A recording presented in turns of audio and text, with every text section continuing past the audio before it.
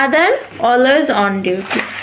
সকালে একটু হাঁটতে গেছিলাম, হাঁটতে এসেই বাড়িতে এসে বাচ্চার খাবার বানানোর জন্য প্রস্তুতি। এইভাবে মানে সকালে নুডলসটা কে কে দেন আপনাদের বাচ্চাদের, নাকি শুধু আমি একাই দিই? আমি নুডলসটা কিন্তু এইভাবে পুরোটা ভেঙে গুঁড়ো গুঁড়ো করে নিই। এই যে প্যানে ঠিক এতটুকু পরিমাণে পানি দিয়ে পানিটা একটু গরম করে নিয়ে তারপর আমি নুডলসটা দিই। পানিটা এবার হালকা গরম হতে থাক।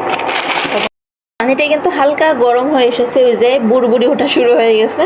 এবার নুডলসটা দিয়ে দিব। আমার বাচ্চা বেশি খায় না, অতিরিক্ত চঞ্চল, কিন্তু খাওয়া দাওয়ায় খুবই কম আসে, একেবারেই খেতে চায় না।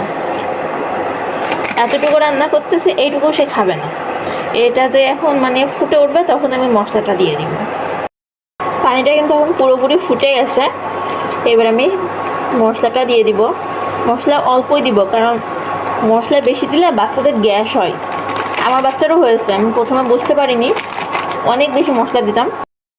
আমার বাচ্চাকে মানে মশলা দিলে বেশ পছন্দ করতো, এজন্য আমি অনেক বেশি মশলা দিতাম। দিয়ে তারপরে এখন ওর পেটে প্রচুর গ্যাস হয়েছে, এই জন্য মশলার পরিমাণটা কমিয়ে দিয়েছি।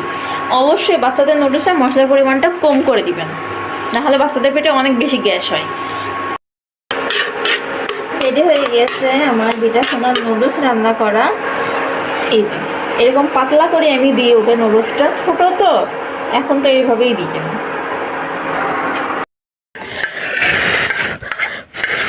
এটাকে অনেক ফু দিয়ে দিয়ে নেড়ে ঠান্ডা করে তারপরে খাওয়াতে হবে। যদিও আমার এই বাচ্চা খুবই চঞ্চল। নাও হাম নাও, বিসমিল্লাহ বিসমিল্লাহ বলো।